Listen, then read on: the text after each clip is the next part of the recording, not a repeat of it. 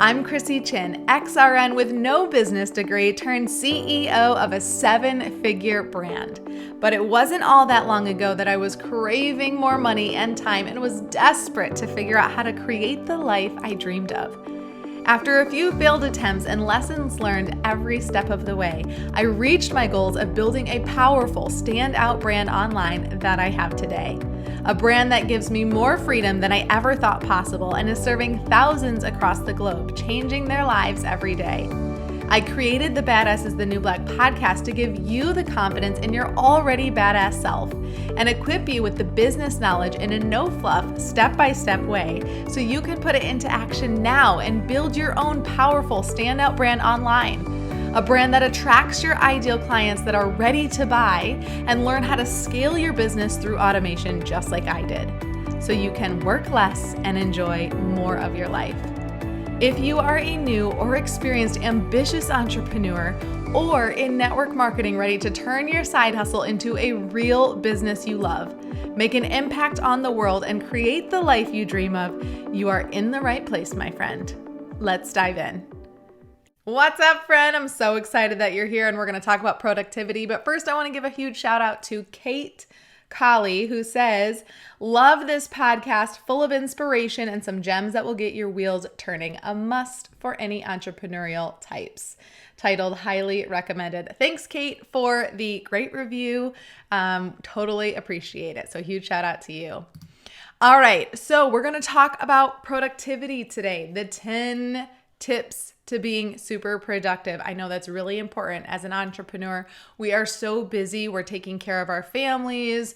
We've got children that have schedules. There's so much going on. And then we need to take care of our business and ourselves. So how do we be more productive?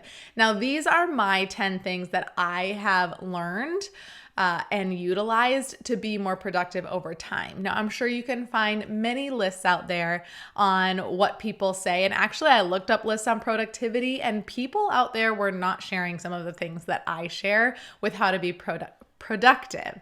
So I want to talk about what works for me in hopes that it can work for you too. Alrighty, so I worked on these with my high performance coach as well, because when you're really busy, you have to make the most of your time. And so being productive is like the only way to go. So we're going to go through these 10 things and hopefully you can adapt some of them in the next week before the next podcast.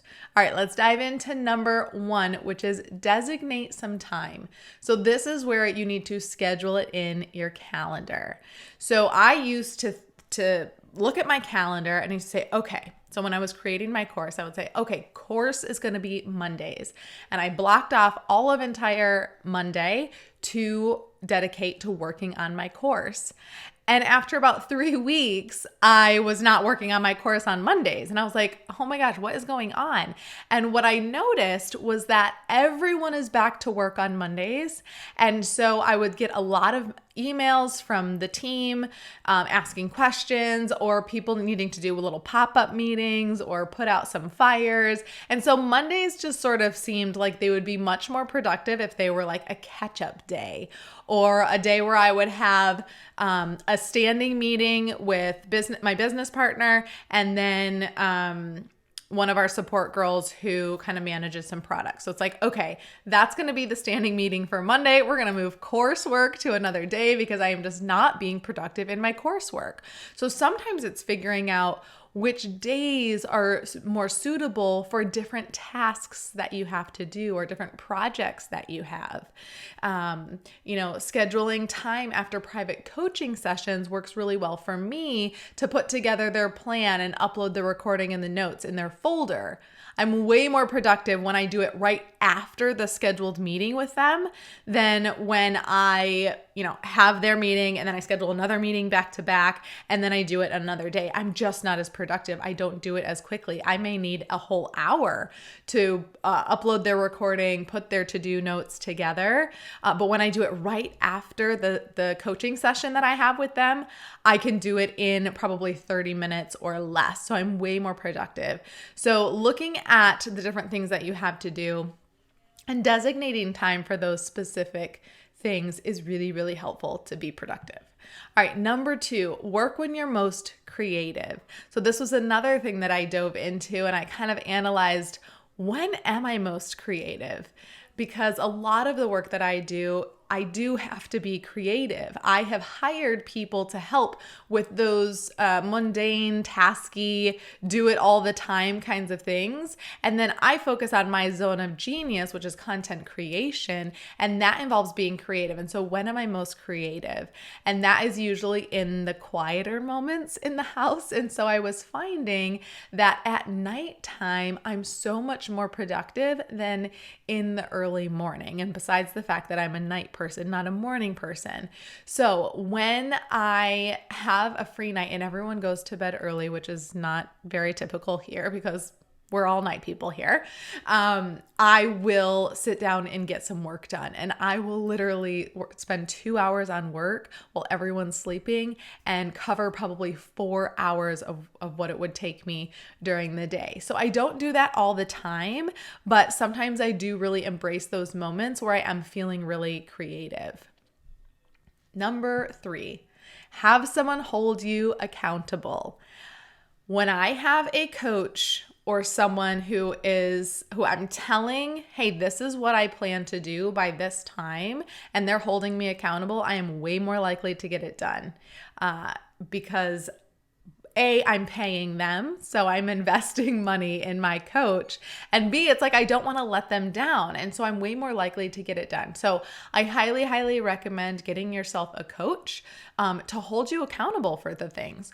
Or if you have a business partner, make sure that they're holding you accountable. Sometimes a friend does not do you much service because they're more willing to let you off the hook and say, oh, it's okay, I did the same thing, I didn't do what I was supposed to do or what I said I was gonna do, and you just let each other off the hook. So really finding someone who's gonna show up as a coach or a partner and hold you accountable versus that friend that's gonna let you off the hook. So that's another way to stay really productive. Number 4, have a designated space. So I have my office. If you don't have an office in your house, that's okay. Just find a place in your home that you can designate for workspace.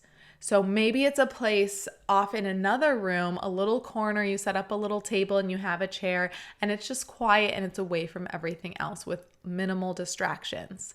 And once you have that space, I highly recommend adding some inspiring things to that space to make you feel really happy. While you don't need a professional decorator to have elements in your office, I would recommend adding a few things that inspire you to get the juices and the wheels turning and just to make you feel happy and make it feel inviting and like a space where you want to be. Because if you want to be there, you will be there more and therefore you will get more work done. So I have things like little inspiring quotes in different places. I have different green plants. I've had to buy some new plants because I tend to kill plants, but I do like having green plants around. There's also something about green in your office makes you more productive and more successful. I think I've read that somewhere. I could be making it up. Who knows? Go look it up. Lots of light in my space. I've got windows in here, but I do have my Diva ring light. I have some other lights. So if it starts to get really dark, I will put on the lights to keep me awake.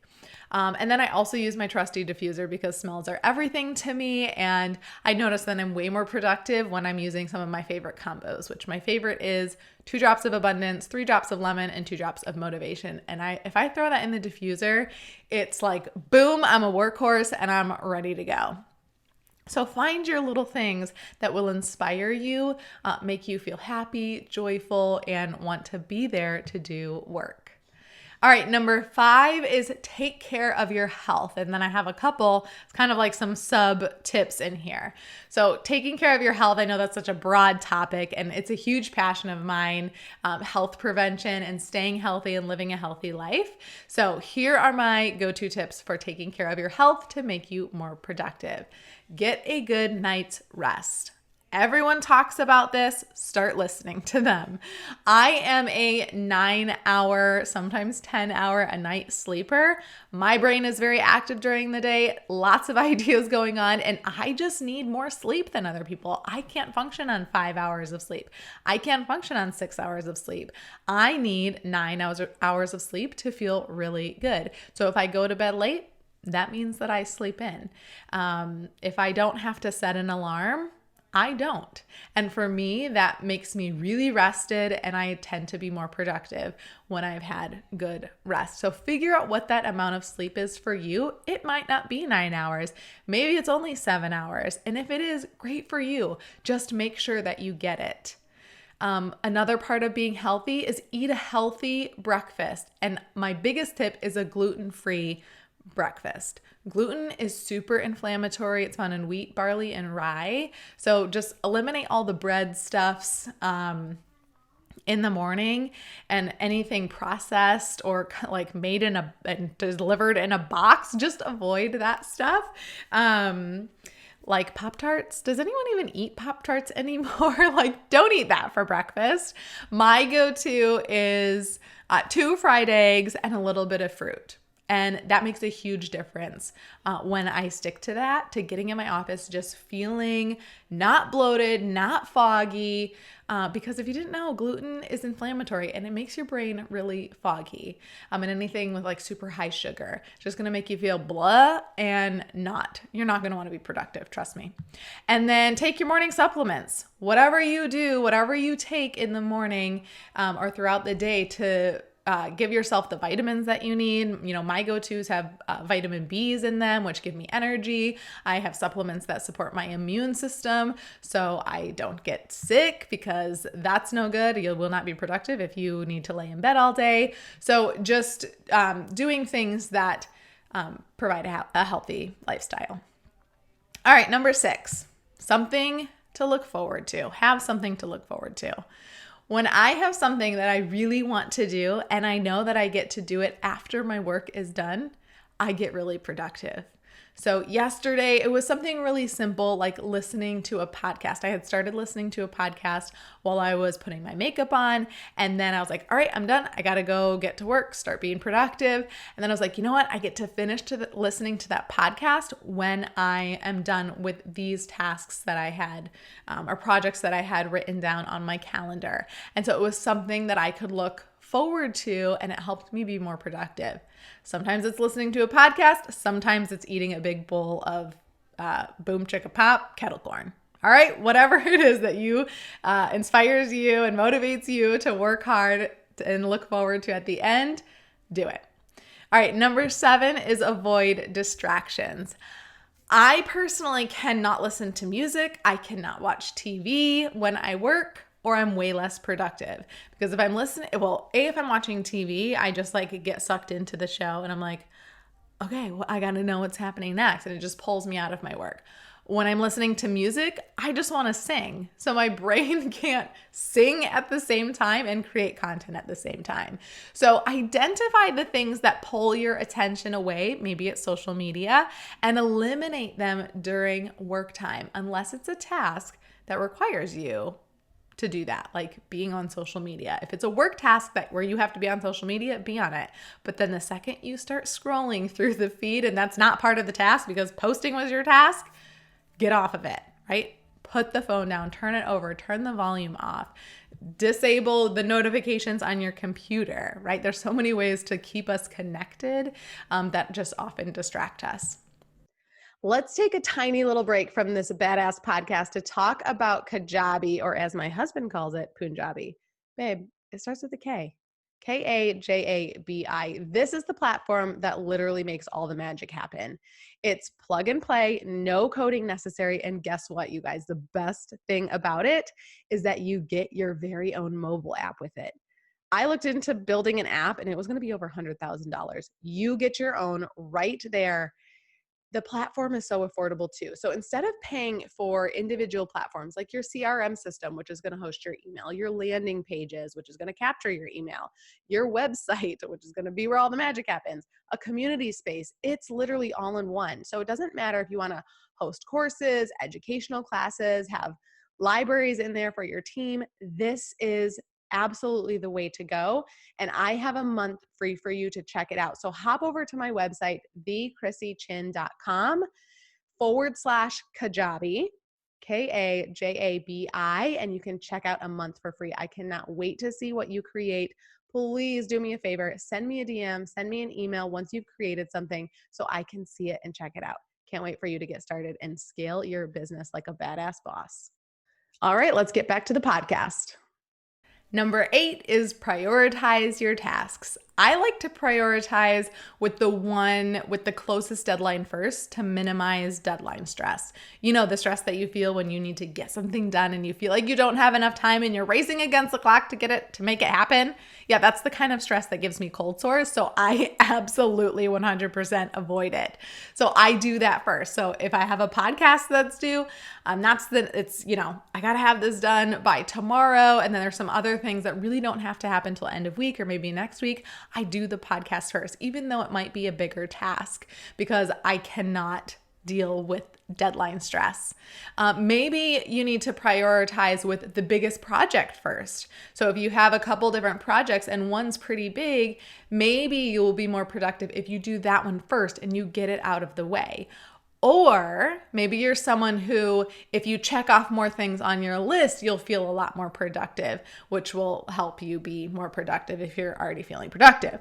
So if you're someone who likes to check off boxes, maybe you do all the little things first, like, okay, I can do this quickly, I can do this quickly, I can do this quickly, check, check, check. All right, I'm already feeling super productive. What's next? Let's keep going. So this is something that you need to play around with, is how you want to prioritize your tasks. But the important part is paying attention to what works for you, because everything is different for every person. So what way to prioritize your tasks makes you more productive? All right, play around with it and determine what that is. Number 9 is stop multitasking. Doing 2 things at once will make them both take longer. So when I'm writing notes for a podcast, or I'm creating content for a course or whatever it is, and then I'm trying to respond to someone's text and because they need something for a project, and then I'm like trying to do 2 projects at once, it's just a disaster and it takes everything so much longer. So making sure that you're focusing on one project, getting in that creative space and crushing it. And then as soon as you start to feel like you're hitting a wall, or like, okay, now I'm struggling to pay attention, take a break. And that is number 10. Number 10 is take a break. Just a mini break though. That's my big recommendation. Something like get up and get a glass of water.